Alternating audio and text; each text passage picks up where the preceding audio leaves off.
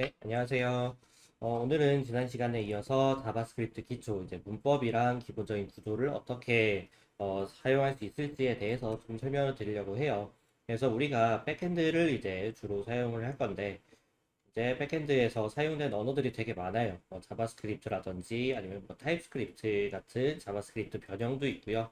아니면은 이제 뭐 파이썬 같은 이제 스크립트 언어도 있는데 이제 우리가 인공지능을 많이 활용을 한다라고 하면은 이 파이썬을 주로 활용을 하시게 될 거고요.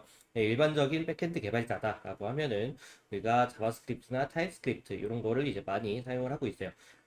자바스크립트랑 타입스크립트랑 가장 큰 차이점은 무엇이냐라고 하면은 이따가 좀 설명을 드리겠지만 자바스크립트는 기본적으로 파이썬에 비슷하게 타입에 대한 명시가 없습니다. 그래서 그냥 우리가 변수를 선언을 할 때 이제 뭐 var이라는 이제 변수 키워드를 입력을 하고 여기에 이제 뭐 변수 뭐 그냥 a라고 할게요. a라는 변수 이름을 입력을 해요. 그러면은 이제 여기서 이제 이게 이름이고 이제 특정하게 우리가 어떠한 뭐 값을 줄 수가 있습니다. 이런 식으로 우리가 이 인테저라는 이제 정수값이 들어갔다라는 걸 이해는 하지만 이게 다른 언어랑은 다르게 이제 뭐 a는 뭐 갑자기 문자열로 10 이런 식으로 이제 바꿔도 에러가 나지 않는다라는 겁니다. 그래서 자바스크립트는 기본적으로 이해를 하셔야 될 게 이 var이라는 키워드를 사용을 하면은 변수를 만들 수 있는데 이 변수는 특정하게 어떠한 타입을 정해져 있는 게 아니라 우리가 10이라면 그냥 10이 들어가고요. 아니면은 문자열을 넣으면 그냥 문자열이 들어간다라는 특징을 볼 수가 있습니다. 가령 예를 들어서 우리가 뭐 C나 이제 C++에서는 이제 int a는 10 이제 이런 식으로 변수를 선언을 하죠. 변수 타입과 그리고 변수 이름 그리고 초기값 이런 식으로 설정을 해주면은 우리가 만약에 a는 이제 뭐 10이라는 문자열을 110이라고 썼네요. 110이라는 문자열을 할당을 하면은 여기서 바로 에러가 나죠. 왜냐면은 이제 11불에서는 이제 이러한 문법들 자체가 지원을 안 하기 때문이에요. 처음에 선언된 타입 자체로서 계속 유지를 해줘야지 다른 타입인 문자열이 들어갔다라고 하면은 얘가 얘는 처음에 인트로 선언을 했는데 왜 갑자기 문자열을 넣으세요? 싫어요. 뭐 이렇게 이제 에러가 발생한다라는 겁니다. 다만 이제 자바스크립트 같은 경우에는 이러한 타입 변환이 자동으로 진행이 되기 때문에 이런 식의 변수 선언이 자동으로 된다라는 거 확인해 보시면 될 것 같아요. 그래서 이래서 좀 더 생길 수 있는 장점도 있고요. 아니면은 뭐 단점 같은 것도 있어요. 이런 거는 이제 시간이 지나면서 좀 더 설명을 드리도록 하겠습니다. 그리고 타입스크립트는 무엇이냐라고 하면은 타입스크립트는 자바스크립트랑 되게 비슷해요. 다만 여기에 들어가는 게 이런 타입 이제 변수 이름 같은 게 들어가는 게 아니라 이제 타입을 꼭 명시를 해줘야 된다라는 겁니다. 그래서 타입스크립트에서는 이름 자체가 이제 써보면은 타입스크립트거든요. 네, 그래서 이 타입을 꼭 명시를 해줘야지 우리가 사용할 수 있는 스크립트 언어다라고 이해를 하시면 될 것 같아요. 그래서 우리가 백엔드에서는 이제 옛날에는 자바스크립트를 많이 활용을 했었고요. 지금은 타입스크립트를 많이 활용을 한다는 거 이제 기억을 하셨으면 좋겠습니다. 그래서 우리가 여러 가지 랭귀지들을 활용을 하는 데 있어서 최근에는 타입스크립트 비중이 좀 늘었어요. 왜냐면 이제 타입스크립트를 가지고 우리가 OODP라는 거를 적용을 할 수 있거든요.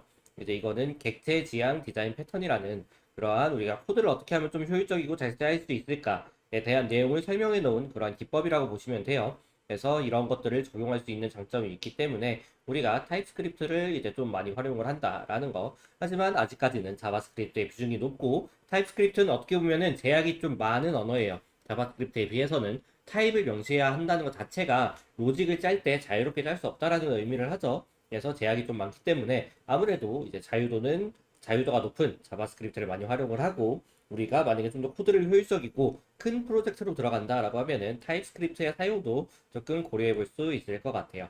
그래서 뭐 이런 식으로 전반적인 내용을 한번 살펴보면서 우리가 어떻게 자바스크립트를 활용을 해야 되는가에 대한 내용을 조금 살펴보도록 하겠습니다. 네. 그래서 일단은 먼저 자바스크립트에 대한 내용을 설명해 드리도록 하고요. 이어가지고 이제 백엔드에 대한 서비스 구조, 그리고 웹 서비스가 어떻게 구성되어 있는지, 이런 부분들을 차례차례 설명드리도록 하겠습니다. 이게 문법에 대한 설명은 뭐 따로 이제 공부를 하시는 걸 좀 추천을 드리고요. 사실 자바스크립트 문법 같은 경우에는 그렇게 어렵지가 않기 때문에 그냥 크게 키워드로만 좀 쓰면은 일단은 우리가 언어를 좀 배운다라고 하면은 첫 번째로 알아야 될 게 변수 선언 방법이에요. 예, 우리가 변수를 선언을 해서, 그러니까 코드를 짜면은 결국에는 변수를 선언을 하고 이걸 가지고 로직을 돌면서 어떠한 행동을 하게 되는 거죠.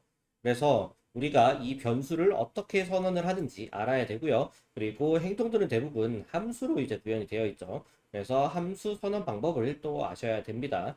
그리고 세 번째로는 이제 우리가 이 로직을 계속 돌게 될 텐데, 이 도는 거 반복문이죠. 이제 반복문을 얘를 어떻게 사용할 수 있는가? 그래서 자바스크립트에서는 이제 폼은 이제 지원을 하긴 하는데 폼을 쓰기보다는 우리가 엘리먼트 단위로 이제 많이 활용을 합니다. 그래서 뭐 자료 구조, 뭐 리스트라든지 이러한 자료 구조들을 많이 활용을 할 텐데 얘에서 특히나 나오는 게 for each 구문이에요.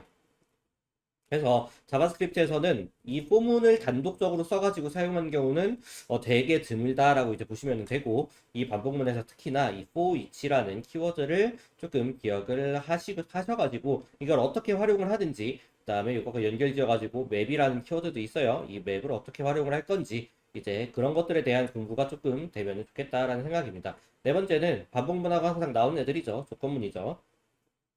그래서 조건문 같은 경우에도 이제 뭐 if와 관련된 내용들 이제 주로 학습을 하면 되는데, 우리가 자바스크립트 같은 경우에는 특히나 조심을 해야 될 게 0도 false고요. 그리고 널도 이제 false예요. 그리고 널과 다르게 undefined라는 키워드도 있어요. 얘도 이제 false거든요. 그리고 심지어 그냥 비어있는 문제들 있죠. 얘도 이제 false예요. 그래서 이런 것들을 주의하면서 조건문들을 설계를 할 때 내가 맞는 조건, 틀린 조건, 그리고 뭐 심지어 리스트인데 이제 비어 있다. 근데 이제 길이가 만약에 0이에요. 길이가 0이다. 그럼 얘도 false거든요. 네, 이런 식으로 뭔가 조금 false가 되는 조건들이 많아요. 그래서 이런 것들을 잘 활용하면 매우 좋은데 조금 헷갈리는 경우들이 있어요. 그리고 이제 조건문이랑 약간 비슷하게 변수가 있고 여기에 점 있고 물음표가 있는 이제 그러한 키워드들도 있거든요.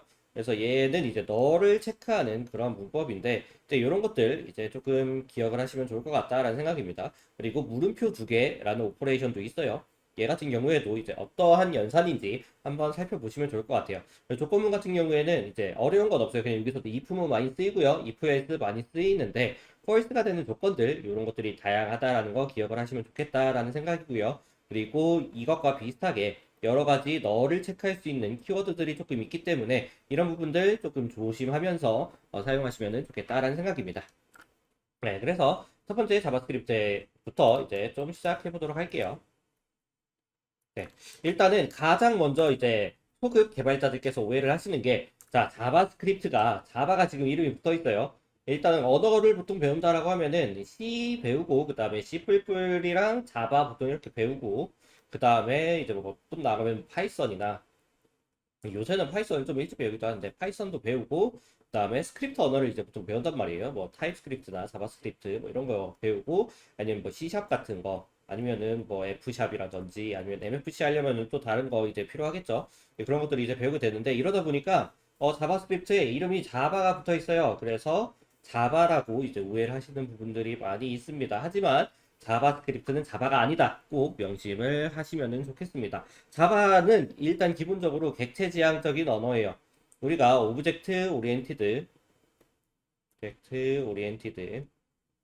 이제 프로그래밍 랭귀지, 프로그래밍 뭐 랭귀지라는 OPL이라고 이제 많이 들어보셨을 거예요. 이제 뭐 C 같은 경우에는 절차 지향이죠. 이제 프로시저 그런 언어기 때문에 자바스크립트는 기본적으로 ODP라는 패턴을 활용을 해서 사용하는 언어다. 하지만 이 자바스크립트 같은 경우에는 이런 패턴들이 따로 정해져 있지 않아요. 그냥 우리가 기본적으로 사용하는 디자인 패턴이 뭐 MVC라던가 아니면은 MVVM이었나 뭐 이런 패턴들이 있는데, 요거는 약간 얘랑 느낌이 달라요. 얘는 언어에 대해서 구조적으로 활용하는 방법에 대한 내용이고요. 얘 같은 경우에는 디자인 패턴이긴 하나 서버 구성하는데 컨피그레이션 관련된 내용이에요. 그래서 일단은 우리가 기본적으로 자바랑 자바스크립트랑 완전히 다르다라고 이해를 하시고, 자바를 배웠다고 해서 자바스크립트가 좀 더 쉬워지는 건 아니에요. 이제 자바랑 자바스크립트랑 완전히 다른 언어로서 독립적으로 존재하고, 얘네들을 어떻게 공부를 해야 되는지에 대해서는 뭐 따로 뭐 질문 같은 거 남겨주시면은 제가 답변을 드리도록 할게요. 그래서 기본적으로 얘네들은 다르다라는 거 이해하시면 되겠습니다. 그리고 이 자바스크립트를 이해하기 위해서는 결국에는 우리가 자바스크립트 어디서 쓰는가가 되게 중요하죠. 그래서 자바스크립트는 보통 우리가 웹페이지에서 사용한다라고 보시면 될 것 같아요. 기본적으로 웹페이지는 크게 세 가지의 컴포넌트로 구성이 되어 있습니다. 첫 번째로는 HTML, 두 번째 CSS, 세 번째 이제 자바스크립트 이 세 가지로 이제 이루어져 있습니다. 아이고. 네. 그래서 얘네들은 어떠한 내용들을 담당을 하는지 조금 살펴보게 되면은 우리가 이 웹페이지에서 HTML 기본적으로 컴포넌트를 구성한다라고 이제 보시면 될 것 같아요. 그래서 우리가 이 화면 웹페이지 화면을 띄우면은 여기 뭐 버튼 같은 게 있고요. 그다음에 뭐 이미지 같은 게 떠 있을 수 있습니다. 얘네들을 각자를 다 이제 컴포넌트라고 우리가 부르게 됩니다. 컴포넌트. 라고 이제 부르게 돼서 이 컴포넌트들을 이제 배치를 하는 거를 이제 HTML이 담당을 한다라고 보시면 될 것 같아요. 그리고 이 CSS 같은 경우에는 이 컴포넌트들이 배치가 됐잖아요. 그냥 처음에 배치를 하면은 그냥 위에서부터 아래로 쭉 배치가 돼요. 그러면은 이제 우리가 웹페이지 사용할 때 이쁘지가 않잖아요. 그래서 뭐 네이버 같은 경우에는 이게 뭐 뉴스도 있고 로그인도 있고 이게 광고 배너도 이렇게 쭉 있고 그런 식으로 배치가 좀 이쁘게 되어 있는데 물론 개인적으로 네이버 배치는 별로 안 좋아하는 편이긴 하지만 대충 이쁘게 되어 있다라고 합시다. 그러면은 이제 얘 같은 경우에는 좀 보면은 기본적으로 이 컴포넌트들을 이제 배치를 이쁘게 하는데 디자인과 관련된 요소다라고 보시면은 될 것 같아요. 그래서 이 CSS를 활용하면은 우리가 디자인을 좀 더 이쁘게 만들 수 있다라는 내용이고요. 그래서 얘네들은 기본적으로 정적인 요소라고 우리가 평가를 합니다. 왜냐면은 이 HTML이나 CSS 같은 경우에는 따로 변경을 해주지 않는 이상 그냥 얘가 고정이 되어 있어요. 그래서 한번 만들면은 우리가 다이나믹하게 변경을 할 수가 없습니다. 그리고 다만 얘네들과는 조금 상반되게 우리가 자바스크립트 같은 경우에는 이 컴포넌트들의 상호작용을 좀 도와줘요. 예를 들면은 버튼이 있어요. 버튼을 우리가 클릭을 할 수 있죠. 이 클릭을 했을 때 어떠한 이벤트가 발생을 하게 될 것입니다. 버튼을 눌렀을 때 뭐 창이 닫힐 수도 있고요. 아니면 다음 페이지로 넘어갈 수도 있고요. 아니면은 회원가입이 될 수도 있습니다. 이런 식으로 버튼을 눌렀을 때 발생하는 이벤트들을 정의를 해놓은 게 우리가 자바스크립트다라고 보시면 될 것 같아요. 그래서 자바스크립트는 기본적으로 상호작용하는 파트다라고 생각하시면 돼요. 그래서 얘를 눌렀을 때 어떤 이벤트들이 발생을 하고 얘들을 매니지먼트 할 수 있는 게 자바스크립트고 그래서 이 디자인이나 이제 CSS 같은 경우에는 한번 배치를 해놓으면은 따로 이제 변경이 되는 부분들이 없어요. 하지만 이 자바스크립트 같은 경우에는 우리가 배치를 해놓고 이 어떠한 이벤트들을 정의를 해놓으면은 상호작용을 통해서 우리가 디자인이나 아니면 화면 등을 바꿀 수가 있습니다. 심지어 컴포넌트들을 없앨 수도 있고요. 새로운 컴포넌트를 생기게 만들게 할 수도 있습니다. 이런 식으로 우리가 자바스크립트는 동적인 요소를 담고 있는 그러한 언어다라고 보시면 될 것 같아요. 네. 그래서 제가 좀 예시를 좀 이제 가져왔는데, 보면은 이게 기본적으로 HTML의 구조예요. HTML 구조 같은 경우에는 크게 요 위에 있는 파트들은 뭐 따로 이제 빼놓고 생각을 하면은 얘네들은 HTML에서 그냥 정보를 담고 있는 그러한 헤더 파일이다라고 이제 보시면 돼요. 그래서 얘는 기본적으로 따로 이제 프론트엔드 개발자면은 조금 공부를 하셔야겠지만 우리는 백엔드 개발자이기 때문에 크게 상관없이 진행을 해보도록 할게요.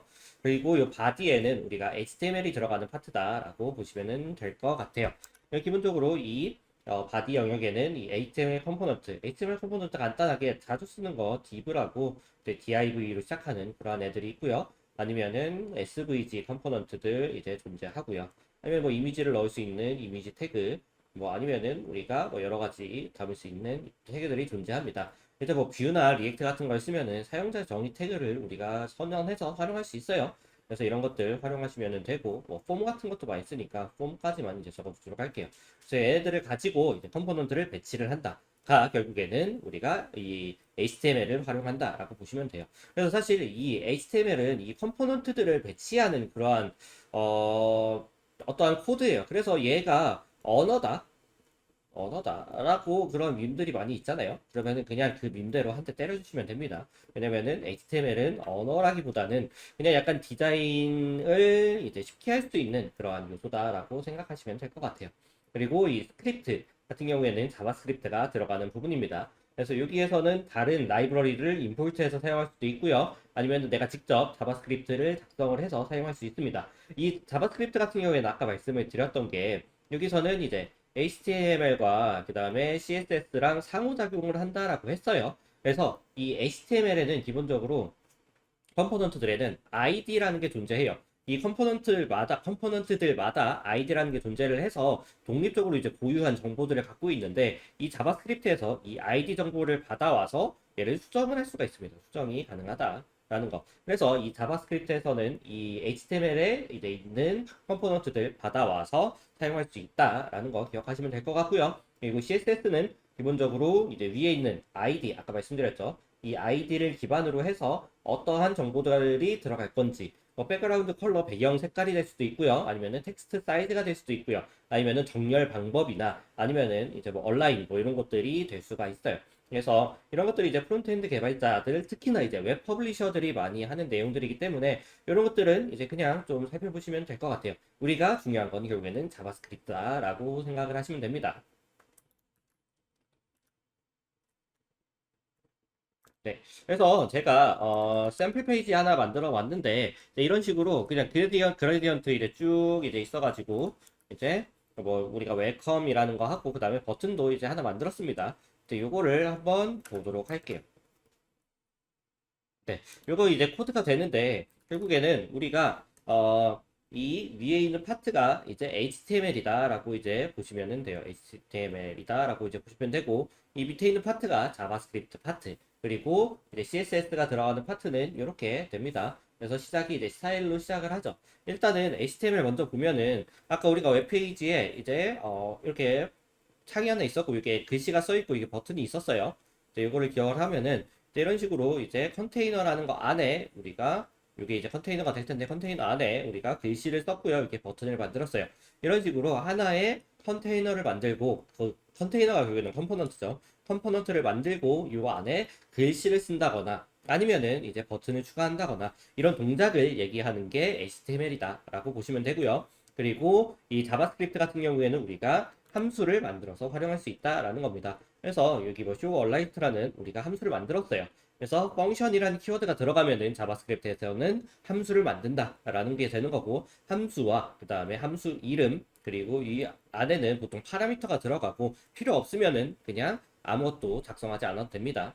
그리고 중괄호를 써가지고 우리가 이렇게 함수의 내용들을 작성을 할 수 있어요. 이 alight라는 함수 자체는 자바스크립트 내장 함수인데 얘는 클릭을 하면은 여기에 무슨 창 같은 게 하나 떠요. 그래서 뭐 경고 뭐 이런 식으로 무슨 메시지들이 뜨게 됩니다. 그래서 그 메시지를 어떻게 입력을 할 것인가 이렇게 좀 적어놨다라고 보시면 될 것 같아요.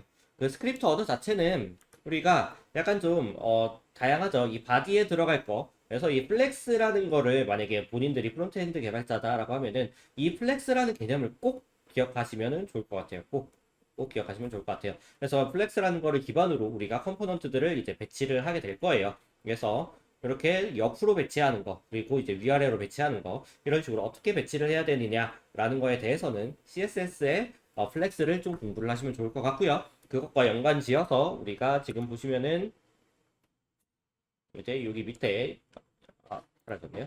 네, justify 컨텐츠하고 이제 아이템 얼라인먼트, 얼라인스 아이템 이런 게 있는데 이런 것들 기반으로 이제 하시면 되고 그리고 이제 VW 같이 좀 디자인과 관련된 요소들 얘는 크기를 나타내는데 이런 식으로 화면 전체에 비해서 이 컴포넌트의 사이즈가 얼만큼 될 것인가 이런 것들을 정의해주는 그러한 사이즈 단위라고 보시면 될 것 같아요. 그래서 우리가 반응형이라는 형이라는 이런 내용들이 있는데 이게 웹페이지 사이즈들이 다 다르잖아요. 우리가 그냥 뭐 어떤 사람은 웹페이지를 반만 띄워서 쓸 수 있고요. 아니면은 내가 핸드폰으로 보면은 이 비율이 또 달라지죠. 아니면 어떤 사람들은 뭐 21대 9 사이즈 긴 모니터를 활용할 수도 있어요. 이런 식으로 되게 사이즈가 달라지게 될 텐데 우리가 웹페이지를 이거 픽셀로 고정을 해두면은 웹페이지가 길어진다라고 하면은 이제 요쪽에만 이제 컴포넌트 다 몰려 있는 거예요. 그러면 여기 공간이 남게 되죠. 그러면 이쁘지가 않단 말이에요. 이런 식으로 뭔가 화면 사이즈에 따라서 조금 달라지게 설계를 하는 걸 우리가 반응형 디자인이라고 하는데, 이런 것들도 결국에는 CSS를 가지고 활용할 수 있다라고 보시면 될 것 같아요. 그래서 기본적으로 우리가 이 CSS를 가지고 디자인을 하고 이 HTML을 가지고 컴포넌트를 배치를 하고요. 요거는 이제 프론트엔드 개발자, 특히나 이제 웹 퍼블리셔 같은 경우에는 이러한 컴포넌트들을 활용한다라고 보시면 되고요. 이제 스크립트 언어는 이제 이 컴포넌트들과 상호작용하는 어떠한 무엇이다 라고 보시면 될 것 같아요.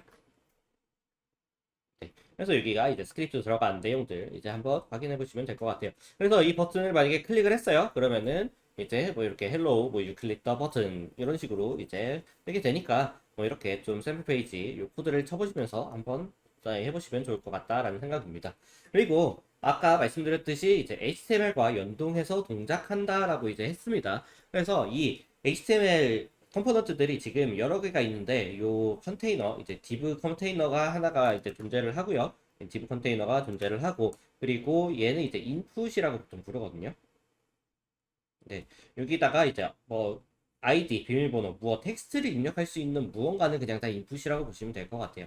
그래서 인풋을 배치를 했고 여기에 버튼을 배치를 했습니다. 그럼 이거는 누가 봐도 지금 로그인을 할 수 있는 그런 거잖아요. 근데 만약에 여기에 뭐 아이디에 뭐 골뱅이 닷 어떤 식으로 이메일을 입력을 해야 돼요. 그러면 이거를 프론트엔드 단에서도 확인을 할 수 있는데 그거를 HTML이나 CSS에서는 확인이 불가능하다라는 겁니다. 다만 우리가 이걸 입력을 할 때 자바스크립트를 활용을 해서 우리가 입력 여부를 판단할 수 있다라는 거고요. 이 뭐 비밀번호 조건들이 많이 걸려 있죠. 뭐 대소문자 입력이라든지 아니면 숫자도 들어가야 되고요, 특수문자도 들어가야 되고요, 뭐가 들어가는 게 많지만 이제 이런 것들 확인할 수 있는 거 이제 자바스크립트로 할 수 있다라는 겁니다. 그래서 입력을 다 한 다음에 우리가 로그인 버튼 눌렀어요. 그때 이벤트를 발생시키는 것도 자바스크립트가 한다라는 거 기억하시면 좋을 것 같아요. 네. 그리고 또 다르게 이제 자바스크립트가 이제 수행하는 역할 같은 경우에는 여기서 이제 클릭 버튼을 눌렀어요. 그러면 이거를 가지고 내부적으로 저장할 수 있는 게 없기 때문에 얘를 서버로 보내줘야 돼요. 네, 그래서 이제 서버로 보낼 수 있는 그런 어떤 게 필요한데 이런 게 자바스크립트가 담당을 한다라고 보시면 될 것 같아요. 그래서 서버의 통신도 자바스크립트가 수행한다를 기억하시면 될 것 같아요. 네.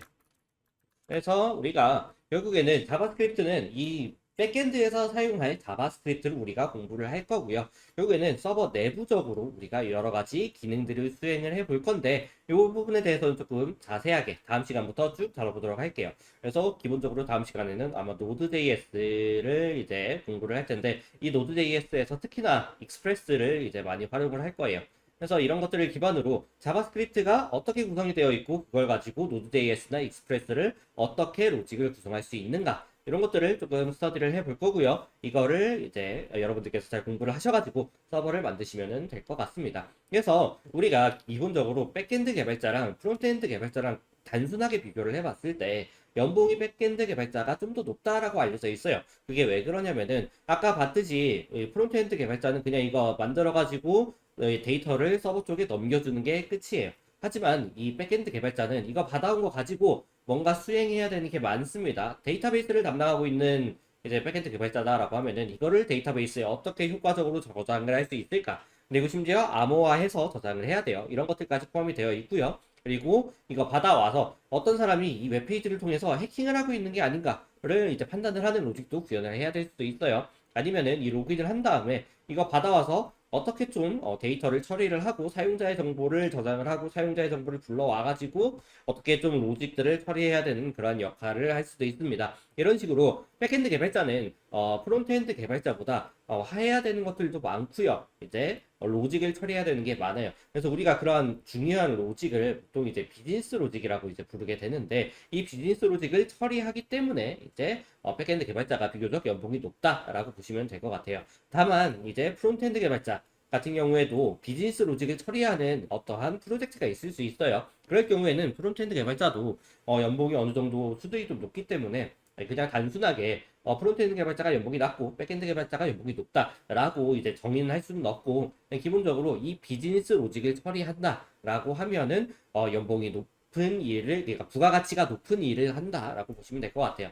그래서 이 비즈니스 로직이 뭐 여러 가지 단순히 여러 가지 나열을 할 수가 있는데 기본적으로 제가 생각했을 때 되게 중요한 로직은 이제 뭐 로그인과 로그인, 그 다음에 DB 처리, 그리고 결제, 요 세 가지가 이제 될 것 같아요. 단순하게 결제 부분 같은 경우에는 인앱 결제라 그래가지고 이제 앱에서 쓸 수 있는 그 결제 같은 게 따로 있거든요. 그래서 이런 것들을 활용하시면은 비즈니스 로직을 조금 구현을 해볼 수 있는데, 기본적으로 결제는 조금 어려운 내용에 속합니다. 왜냐면은 금융사하고 만약에 통신하는 그러한 백엔드 로직을 구현을 한다라고 하면은 그 테스트 코드 정도는 해볼 수 있는데, 이거 직접 서비스를 해보기에는 매우 어려울 거예요.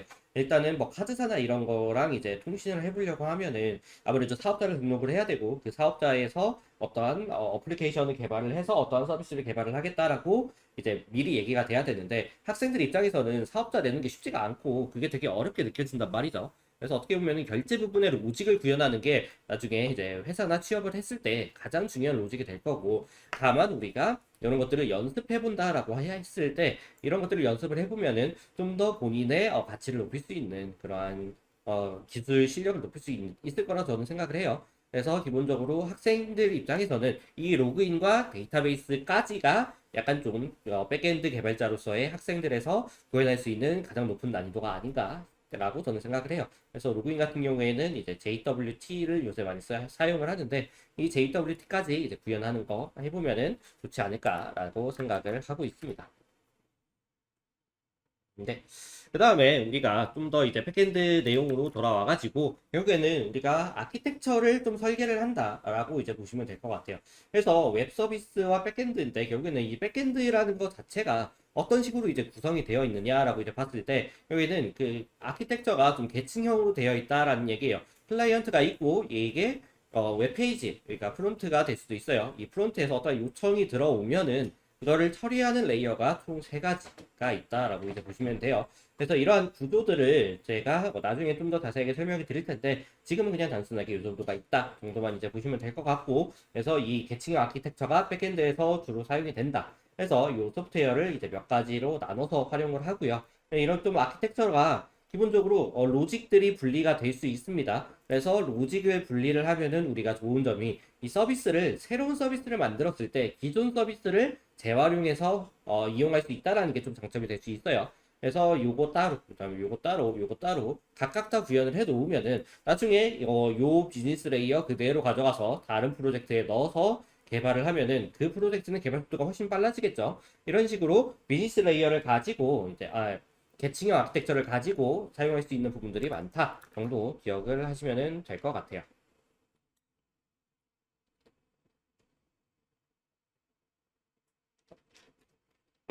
추가적으로는 이제 이벤트 기반의 아키텍처가 있는데, 이 같은 경우에는 뭐 많이 사용되지는 않지만 우리가 여러 가지 그 MQTT라든지 이러한 좀 네트워크 서비스를 할 때 이런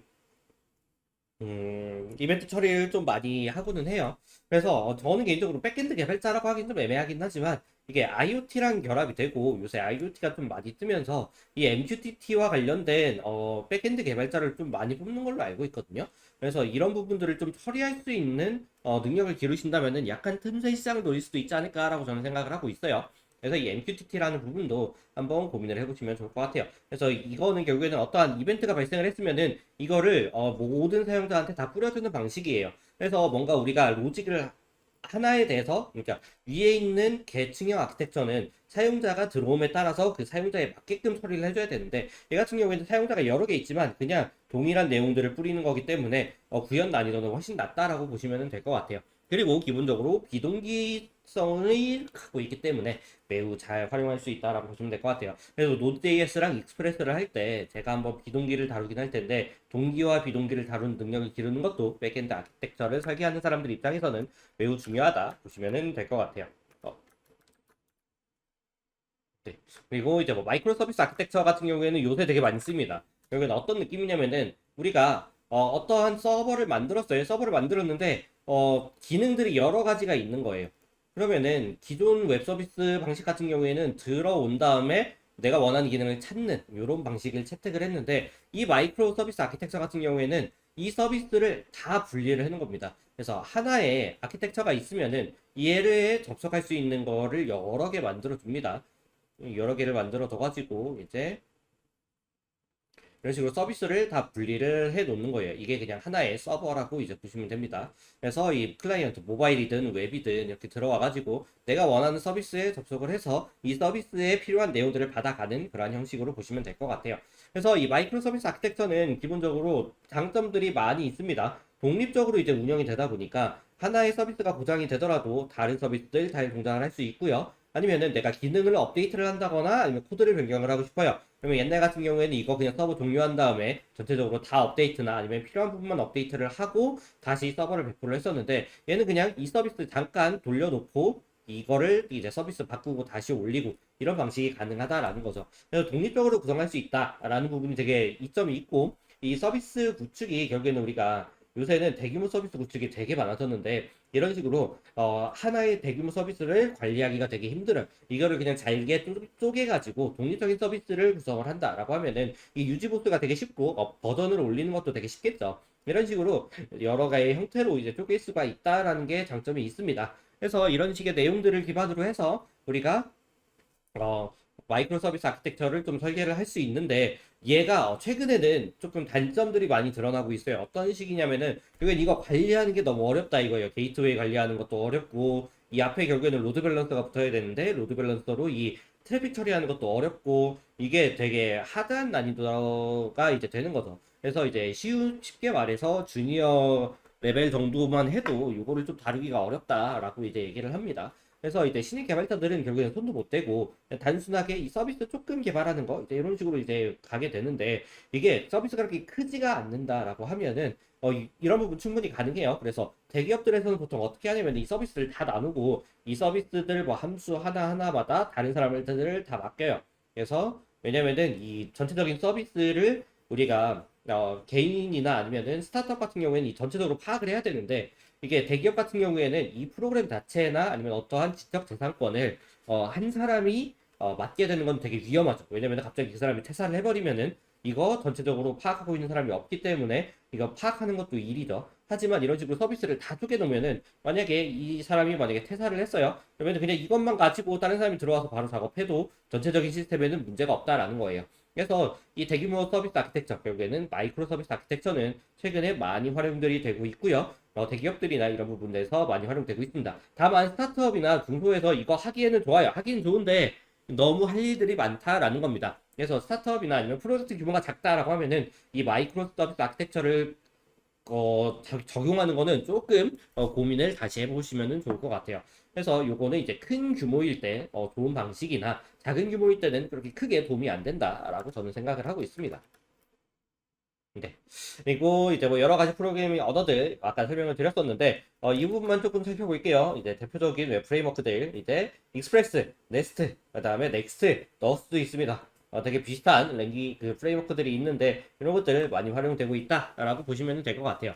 그래서 뭐 기본적으로 우리가 파이썬 같은 경우에는 AI를 쓴다라고 하면은 다 쓰니까 파이썬을 활용한 이제 뭐 플라스크나 아니면은 뭐 장고 그다음에 요새 플라스크 대체하는 이제 패스트 API 이런 것들이 있는데, 이런 것들도 만약에 본인이 데이터 분야에서의 백엔드를 하고 싶다라고 하면은 이런 것들을 한번 보시면은 좋을 것 같아요. 이거 11불은 결국에는 이제 게임 서버 개발에 많이 활용이 된다. 그리고 IoT 쪽에서도 이제 많이 활용이 되니까 그런 부분들을 보시면 될 것 같고요. 그다음에 자바 아직도 우리나라에선 비중이 매우 높습니다. 그래서 자바 스프링부트를 공부를 하신다면은 아직까지는 취업 자리에서는 크게 문제가 없을 거라 생각이 드는데, 저는 잘 모르겠어요. 결국에는 이 자바가 비중이 점점 줄어들고 있고, 그리고 사실 학생들이 처음 접하기에는 이 C 약간 어려워요. 어려운 편에 속하고, 그리고 이제 뭐 파이썬이나 그다음에 자바스크립트 얘네들 같은 경우에는 일단 쉬워요. 네, 그래서 이런 것들을 이제 먼저 배우고 이제 C를 나중에 배우는 추세로 좀 늘어나고 있는데, 이런 거를 좀 생각을 해봤을 때는 약간 좀 우려가 되는 부분들이 많이 있습니다. 결국에는 우리가 이 스크립트 언어를 먼저 배우면 쉽게 되는데, 이걸 가지고 C 배우는 것도 난이도가 있고요. 얘를 가지고 자바를 배우는 것도 난이도가 있어요. 그래서 C를 먼저 시작을 하는 게 저는 좋다라고 생각을 하는데, C를 배우면 이거 배우는 것도 쉽고 밑에 있는 스크립트 언어 배우는 것도 쉬워요. 그렇기 때문에 C로 배우는 게 좋으나, 요새 학교 트렌드를 보면은 학생들이 조금 난이도 있는 언어들을 기피하기 때문에 기본적으로 파이썬이나 자바스크립트를 먼저 시작하는 경우들이 많이 있어요. 그러면은 이 자바 언어를 공부하는 그러한 난이도가 조금 올라가게 되는 거고, 그리고 전 세계적으로도 봤을 때 이 스크립트 언어의 비중이 매우 올라왔습니다. 자바스크립트는 비중이 되게 많이 낮아졌어요. 자바는 비중이 매우 낮아졌어요. 그래서 나중에 이제 미래를 봤을 때 자바가 과연 많이 쓰일까라는 부분에 있어서 의문이 살짝씩 들기 시작하는 거죠. 그런 부분들을 생각을 해보면은 많이 사용되고 있는 이 스크립트 언어들을 공부를 하시는 게 저는 개인적으로 좀 좋지 않을까라고 생각이 드는데, 그래도 아직까지 한국은 자바를 많이 활용하고 있기 때문에 취업할 때는 저는 개인적으로 문제는 없다라고 이제 생각을 합니다. 시작 같은 경우에도 이제 약간 좀 마이너한 이제 분야가 되어 있고, 자바스크립트는 이제 프론트엔드 백엔드에서 모두 인기가 있습니다. 그래서 자바스크립트 배우시고 그다음에 플러스 알파로 뭔가 좀 더 본인만의 장점이 될 수 있는 언어를 배우시는 것 좀 추천을 드리는 바입니다. 네. 그리고 결국에는 이걸 가지고 데이터베이스로 넘어갈 거예요. 데이터베이스를 가지고 우리가 어떤 식으로 웹 서비스를 구성을 하고 백엔드 개발자가 결국에는 데이터베이스를 어떻게 다루는지에 대해서 좀 설명을 드릴 건데, 기본적으로 크게 데이터베이스는 두 개가 있습니다. RDB와 NoSQL로 나누는데, 얘는 이제 릴레이셔널 데이터베이스 시스템이거든요. 데이터베이스. 그리고 NoSQL은 SQL이 없다라는 거예요. RDB가 기본적으로 SQL 기반이다라고 보시면 돼요. 그래서 이 관계형 데이터베이스에서 SQL을 많이 사용을 하는데, 이 SQL 없이 데이터베이스를 활용을 하겠다가 NoSQL입니다. 그래서 RDB랑 NoSQL이랑 장점이 뚜렷해요. 그래서 이런 부분들은 제가 다음 시간에 설명드리도록 하고, 결국에는 이 데이터베이스를 사용을 할 때 본인이 잘할 수 있는 그러한 데이터베이스를 선택을 하는 게 중요하다라고 말씀을 드리고 싶습니다. 그래서 NoSQL 같은 경우에는 기본적으로 많이 활용되는 언어, 배우기도 쉽고 난이도가 그렇게 어렵지가 않아요. 그냥 이걸 공부하는데 들어가는 비용이 매우 적고요. 그리고 서버를 개발을 하는데 얘가 좀 더 API들을 많이 활용한다라고 하면은 이 API 포맷, 결국에는 제이슨 포맷이거든요. 제이슨 포맷을 활용을 하는데 매우 이점들이 있습니다. 그래서 이런 것들을 활용하시면 좋으나, 결국에는 이 관계형 DB를 우리가 이걸 시간을 써서 이제 학습을 하게 되면은 얘의 이게 데이터베이스에 접근할 수 있는 속도를 특히나 좀 많이 개선을 할 수가 있어요. 그래서 이 RDB 같은 경우에도 우리가 본인이 조금 데이터와 관련된 부분들 아니면은 이 백엔드 서버에서 이 SQL을 좀 장점을 갖고 있는 능력들이 있다라고 하면은 몸값이 부가가치가 되게 올라가게 될 거예요. 그러면은 이런 부분들을 가지고 취업하기도 매우 쉬워질 텐데, 만약에 본인들이 생각이 있으시다면은 이 SQL을 공부해 보신 것도 좀 추천을 드리기는 해요. 약간 좀 어려워요. SQL 어렵고 수학적인 내용도 들어가고 대학원에 가야 될 수도 있습니다. 하지만 이거를 배우고 나면은 본인의 부가가치는 매우 매우 매우 이제 올라가게 될 거예요. 네. 그리고 뭐 이런 것들 이제 설명했으니까 그냥 간단하게 이제 넘어가 보도록 할게요. 그래서 NoSQL은 그냥 SQL이 이제 없는 언어다라고 이제 보시면 돼요. 그래서 기본적으로 가장 중요한 거 키 밸류 스토어라는 게 들어가 있다라고 이제 보시면 돼요. 그래서 그냥 이제 제이슨 이제 포맷이다라고 보시면 돼요. 그래서 테이블이 아닌 다른 방법으로 모델링을 한다. 그러면은 제이슨 포맷으로 이제 모델링을 한다라고 보시면 돼요. 그래서 많이 사용하는 건 몽고DB 많이 사용하고요. 얘 같은 경우에는 이제 무료 크레딧을 주기 때문에 한 번쯤은 사용해 보시는 것 좀 추천을 드립니다. 저는 항상 말씀을 드리지만 이게 한 번 해본 거랑 아예 안 해본 거랑은 너무 커요. 한 번쯤 해봤으면은 그래도 이걸 확장해서 본인이 응용해서 서비스를 개발할 수가 있거든요. 근데 한 번도 안 해봤으면은 일단은 겁나는 게 이제 우선이고요. 그리고 이걸 가지고 뭔가 해보는 것도 조금 어려울 수 있습니다. 그래서 이런 것들은 결국에는 학생분들께서 좀 한 번쯤은 다뤄보셨으면 좋겠다라는 게 제 입장입니다. 네. 그리고 이걸 넘어가서 이제 요 클라우드 서비스도 이제 배포 단계라고 이제 보시면 될 것 같아요. 배포라고 하면은 우리가 내 컴퓨터에서 내 뭐 노트북에서 내가 코드를 해가지고 이렇게 쭉 프로그램을 만들었어요. 이거를 가지고 서비스를 한다. 를 한다. 이거 말이 안 되죠. 여기는 서비스라는 거는 어플리케이션이 실행이 돼야 돼요. 첫 번째는 이제 실행이 돼야 된다라는 거고, 그리고 두 번째는 이 실행이 된 걸 가지고 누구나 접속을 할 수 있어야 돼요. 접속을 할 수 있으려면 얘가 공개가 되어 있어야 되고요. 그리고 항상 실행이 되어 있어야 된다라는 겁니다. 결국에는 내 노트북을 어디 랜선 꽂아놓고 벽에다가 이제 꽂아놓고요. 이거 노트북 항상 켜둘 수는 없잖아요. 그래서 우리가 배포라고 하면은 이게 항상 가능한 컴퓨터에다가 우리가 프로그램을 올린다가 우리가 배포가 될 것 같아요. 네. 그래서 우리가 배포라고 하면은 기본적으로 이 항상 이 컴퓨터를 내 집에다가 하면은 전기세 많이 먹잖아요. 그래서 그런 것보다는 그냥 AWS에서 서비스를 대여를 해가지고 특정한 컴퓨터를 대여를 받는다라고 보시면 돼요. 그래서 얘를 대여를 받아서 우리가 프로그램을 돌려본다라고 보시면 되고 이 AWS 뭐 애저 아니면은 애저라고 마이크로소프트에서 하는 그런 서비스가 있는데 애저도 많이 쓰고요. 뭐 GCP도 많이 활용되고 있습니다. 이러한 것들도 이제 한 번쯤은 해보면 좋을 것 같아요. AWS도 무료 크레딧을 제공을 해주거든요.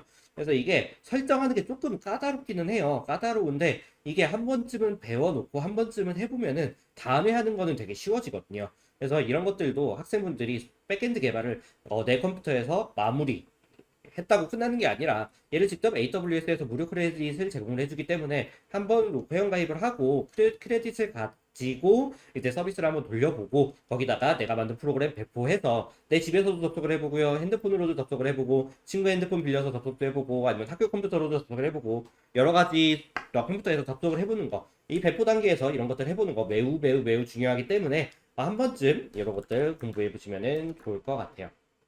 네, 그래서 웹 서비스는 기본적으로 제가 맨 처음 이제 강의를 할 때 보여드렸죠. 이 백엔드 서버를 이제 기반으로 해서 이제 백엔드 서버가 가장 중요하고요. 얘와 데이터베이스가 통신. 그래서 데이터베이스도 그냥 로컬 PC에 저장을 할 수도 있고요. 아니면은 클라우드에서 이 데이터베이스를 대여를 또 받을 수가 있어요. 그래서 이 대여 받아서 활용할 수도 있고 우리가 또 다른 서버와 통신, 즉 인공지능 서버 보통 많이 만들 텐데 이런 것들과 이제 통신하는 것도 해볼 수 있고요. 아니면은 우리가 이 프론트엔드 개발, 웹페이지, 그러니까 뭐 앱에서 돌아가는 이제 웹페이지나 아니면은 웹에서 돌아가는 웹페이지 뭐 이런 것들 이제 설계를 해볼 수 있으니까 이런 것들도 한번 해보시면 좋겠다라는 생각입니다. 자, 네. 그리고 얘네들이 기본적으로 REST API라는 걸 가지고 통신을 할 거예요. 그래서 우리가 백엔드를 공부를 한다라면은 이 REST API는 요새 빼놓을 수 없습니다. 그래서 이 수업에서도 결국에는 REST API를 어떻게 활용할 것인가를 이제 조금 배울 거예요. 그래서 이런 부분들도 같이 한번 학습해 나가시면 좋을 것 같다라는 생각입니다. 그래서 웹 서비스의 구성은 우리가 사용자가 웹브라우저에 들어와요. 웹브라우저에 들어와서 어떠한 이제 요청들을 보내게 됩니다. 예를 들어서 아까 우리가 웹페이지에서 아이디 비밀번호 입력하고 버튼 누르면은 이 서버에서 데이터 날린 다음에 검증을 하겠죠. 예, 요 입력한 아이디와 비밀번호가 저장된 데이터베이스에 있는 것과 일치하는지 아니면 일치하지 않는지 그런 것들을 한 번쯤 해볼 거예요. 이런 식으로 웹브라우저에서 이 서버로 요청을 보내게 되는데 이 요청에 대한 형태가 이제 API다라고 이제 보시면 될 것 같아요. 이런 식으로 서버에서 로직을 보내고 다시 응답도 보내줘요. 이게 맞았는지 틀렸는지에 대해서도 이제 보내줘야 되잖아요. 그래서 이 웹페이지가 맞았으면은 뭐 다음 페이지로 넘어가고 이런 식으로 반응을 해줘야 되니까 이런 식으로 응답을 해주는 것도 API다라고 보시면 돼요. 그래서 우리가 기본적으로 API를 어떻게 설계하고 그리고 이거를 코드로 어떻게 구현을 하는지 이런 것들이 제가 이 수업을 통해서 여러분들께 강의를 할 내용이다라고 보시면 될 것 같아요. 그래서 네, 뭐 프론트엔드에서는 이제 기본적으로 응답을 주고받는 정도라고 이제 보시면 되고요. 그리고 백엔드에서는 조금 할 게 많습니다. 이거 주고받는 거 결국에는 이 주고받는 거 그리고 다른 서버랑 주고받는 거 그리고 데이터베이스는 약간 좀 느낌이 달라요. 요거는 다음에 좀 더 구체적으로 살펴보도록 하고 뭐 네, 죄송합니다. 네, 뭐 이런 것들 이제 기반으로 통신을 한다라고 보시면 될 것 같아요. 그래서 데이터베이스도 이제 요거는 좀 자세하게 다루도록 하고 AI 서버 같은 경우에도 제가 다른 강의를 개설을 할 텐데 이제 거기서 아마 AI와 관련된 AI 서버를 어떻게 만드는지 어떻게 구축을 하는지 그런 것들도 아마 다룰 거예요. 그래서 이런 것들도 한번 살펴보시면 될 것 같다라는 생각입니다. 그래서 뭐 자바스크립트 기본 문법 같은 경우에는 여러분들께서 이제 학습을 좀 해주시면 좋을 것 같아요. 그래서 왜냐면은 이 강의가 그렇게 길지가 않기 때문에 자바스크립트의 문법에 대한 내용도 넣으면은 너무 길어져요. 그래서 이 강의가 약간 좀 백엔드 개발자의 덕목인 자바스크립트의 문법은 기본으로 알고 있다라고 가정을 하고 진행을 할 테니까 이 자바스크립트 기본적인 문법은 그냥 단순하게 여러분들께서 좀 학습을 하시면 좋을 것 같다라는 생각이에요. 네. 그래서 이렇게 좀 이번 수업은 마무리를 하도록 하겠습니다. 그래서 이번 수업까지는 전반적으로 백엔드에 대해서 이제 구성을 좀 했다라고 하면은 다음 시간부터는 직접적으로 Node.js 그리고 Node.js를 활용하는 그 프레임워크들, 익스프레소라든지 장고라든지 이런 것들을 할 거예요. 이제 이런 것들을 어떻게 구성을 하는지에 대해서 이제 살펴볼 테니까 여러분들께서도 조금 이런 부분들 한번 같이 공부를 하시면은 좋을 것 같습니다. 네, 그래서 이번 시간은 이렇게 마치는 걸로 하도록 하겠습니다. 네, 감사합니다.